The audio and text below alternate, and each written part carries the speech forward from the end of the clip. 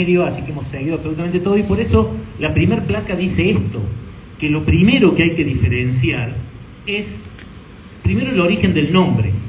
No porque el nombre aparezca en tal momento, ese es el origen del núcleo urbano. Lo que se investiga es el origen del núcleo urbano, el origen de la vida en comunidad, el origen de vivir un conjunto de personas con una serie de reglas en un territorio determinado, con calles, manzanas, lotes, etc. Entonces, el origen del nombre es un antecedente buenísimo, es un dato curioso, es el motivo de por qué se llama así tal lugar. Hay lugares, cierto, con nombres muy extraños, ¿no? O sea, Las Varillas todavía no es tan extraño como Agua Hedionda o Venado Tuerto, porque Venado Tuerto será una ciudad muy elegante, pero estamos hablando de una corzuela a la que le falta un ojo, o sea, no es muy elegante el nombre, ¿cierto? Pero cuando uno los empieza a investigar, empieza a descubrir datos interesantes, pero ese no es el origen de la ciudad o de la localidad, ¿no?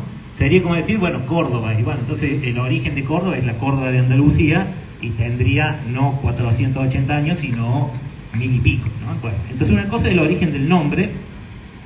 Otra cosa, perdón, y esto quiero insistir en lo del origen del nombre porque veíamos y leíamos que el nombre de Las Varillas no importa, o sea, sí importa, pero no es necesariamente el origen del núcleo urbano. Otra cosa es el origen de la población. Obviamente que antes de que se funde un pueblo o una ciudad, había gente viviendo, pero por supuesto.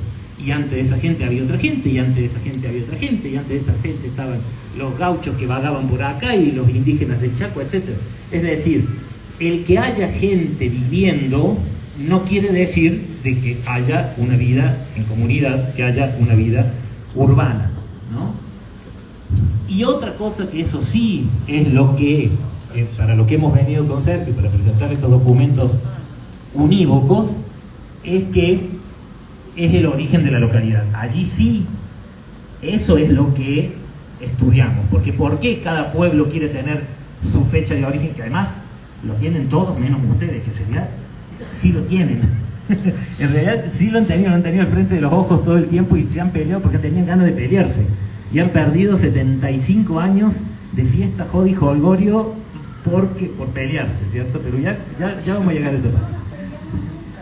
Ah, no se pelean nunca. Ah, bueno, me alegro. Entonces el origen de la localidad es lo que estamos realmente filmando. Yo le pongo un poco de humor, gente, si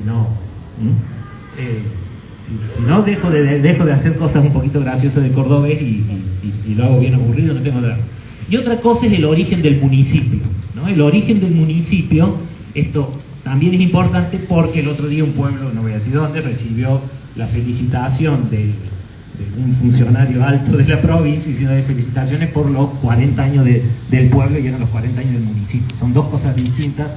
El municipio es la institución más importante de un pueblo, es el hecho mismo de la administración municipal. Fíjense ustedes que la administración municipal, que en la Edad Media se llamaban los fueros, era el mayor logro que podía tener una villa, una ciudad, en la Edad Media, era conseguir sus fueros. ¿Qué eran los fueros? La administración municipal. Que el señor feudal no se metiera en la ciudad. La ciudad adentro se administraba a sí misma, ¿no? Bueno, pero la ciudad se administraba a sí misma porque la ciudad existía de antes. Entonces el municipio no es lo que estamos buscando. Lo que nosotros estamos buscando y lo que les va a proporcionar Sergio es el origen de la localidad, ¿no?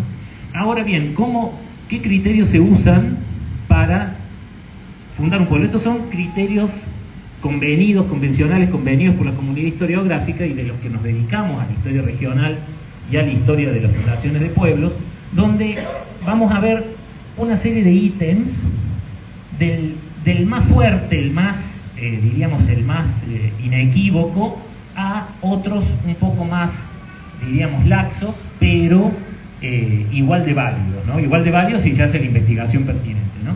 Lo primero son los pueblos fundados por acta o acto de fundación. Es decir, esto es el caso de la ciudad de Córdoba, de Villa Columba, de muchos pueblos que han tenido o un acto en el cual se decide fundar tal pueblo por tal necesidad, ¿no? Eso ha sido tanto en la provincia de Córdoba como en otras provincias. El segundo es la aprobación del loteo urbano. Si vos no tenés lo primero, nosotros los historiadores, por eso este laburo lleva años, o sea, por lo menos meses, porque vos tenés que hacer todo este recorrido. Si no tenés lo primero, o sea, te recorres todos los archivos buscando lo primero, después te tenés que recorrer todos los archivos buscando lo segundo. Entonces, lo segundo es la aprobación del loteo urbano. La aprobación del loteo urbano es el que decidió fundar lotear los terrenos, los lleva al gobierno, porque además esto fue cambiando desde el final del siglo XVIII hasta hoy. Hoy incluso existe una mesa de loteos y todo eso. Y bueno, distintos funcionarios provinciales firmaban los planos de acuerdo al momento. Una cosa era fundar un pueblo en 1890, otro en 1900, otro en 1920, otro en 1940, porque dependía cómo se organizaba el organigrama provincial. Bueno, es realmente bastante caótico, pero es un laburo hermoso y la gran mayoría de los pueblos de Córdoba usan esa fecha porque no tienen la primera. Otro es la habilitación de algún hito urbano que estructure el loteo. Cuando vos no tenés los dos primeros, el tercero es, vemos la plantilla del pueblo, ¿en torno a qué se organiza el pueblo? El pueblo se organiza en torno a una escuela, en torno a una iglesia, en torno a una estación de tren, en torno a un cruce de caminos, ¿en torno a qué? Bueno, entonces una vez que ves en torno a qué se organiza el pueblo, vas a buscar ese hito urbano y ver cuándo se habilitó ese hito urbano, un boliche de campo, y a partir de ahí empezás a construir el relato de la fundación. Luego tenemos la inauguración de alguna obra pública que haya dado origen al loteo o al amanzanamiento. Como pueden ver, el punto 2 y 3 son prácticamente iguales, solo cambia que el grado diríamos, de tamaño de la obra o de potencia de la obra, ¿no? Pero básicamente son lo mismo. Luego tenemos la entrega o compra de tierras que luego dieron origen al loteo. Esto es muy común en los pueblos que nacieron en el siglo XIX, esto es bastante común en el norte cordobés, que tuvo una población muy grande en el siglo XIX, hoy es la zona menos poblada de Córdoba. Hoy los 5 departamentos del norte de Córdoba tienen menos de 100.000 habitantes, en 5 departamentos, imagínense, ¿cierto? Pero en alguna época fue la zona más poblada de Córdoba, y muchas veces lo que ocurría era que el que compraba tierra decidía en una esquina de su estancia hacer un loteo para concentrar allí a sus trabajadores, los trabajadores de la estancia, poner un boliche de campo, propiedad del mismo dueño de las tierras, por supuesto, y así iban surgiendo algunos de estos pueblos. Lo que también les quiero decir es que muchas veces cada uno de estos se corresponde a alguna zona de la provincia, ¿no? Porque tiene que ver justamente con los periodos históricos en los que se fue ocupando el territorio, ¿no? También la entrega de merced de tierra. Si vos no tenés ninguno de estos, aunque no lo crean, a veces ocurre, porque la historia de los archivos en Argentina parece que hubiésemos tenido una guerra nuclear, porque realmente han desaparecido muchísimos archivos. Entonces, cuando no tenés ninguno de estos, entonces se va a la entrega de merced de tierra, porque si bien la merced de tierra no necesariamente daba origen, estamos hablando de época colonial, no necesariamente daba origen a un pueblo, sí concentraba población en torno al casco de la estancia principal, porque las leyes de Indias decían que tenía que juntarse la población para que no andara dispersa, para recibir la instrucción y el catecismo, etc. Entonces había una decisión de juntar la gente. Luego también existe esto, la utilización de una fecha simbólica con base real. Hay algunos pueblos que saben el año, saben el mes, pero no saben el día exacto. Normalmente saben el año y el mes. Entonces, bueno, ya sabe el año y el mes, bueno, se pone una fecha simbólica, total, sabes que está dentro de eso. Esto es bastante común en función de el problema de los archivos en Córdoba, ¿no? Después, por supuesto, hubo pueblos que tuvieron varias fundaciones.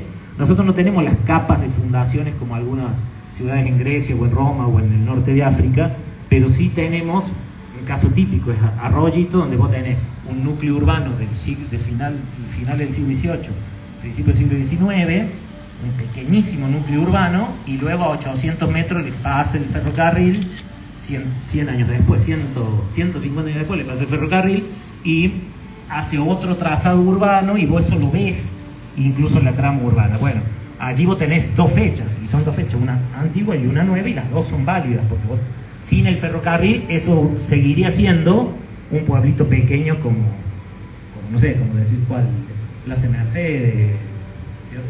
Si no hubiese pasado el ferrocarril ahí cerca.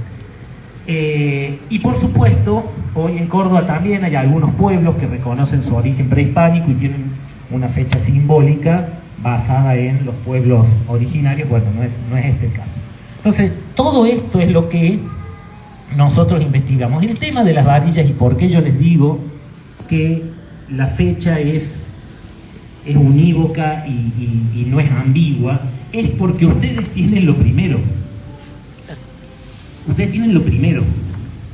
O sea, es tan certera la fecha, tan certera la voluntad fundacional, que no tiene ningún sentido la discusión. De hecho, con Sergio en todos estos meses nos hablamos todo el tiempo y decíamos que nunca nos pasó que fuera tan fácil encontrar una fecha de fundación. Fue fácil.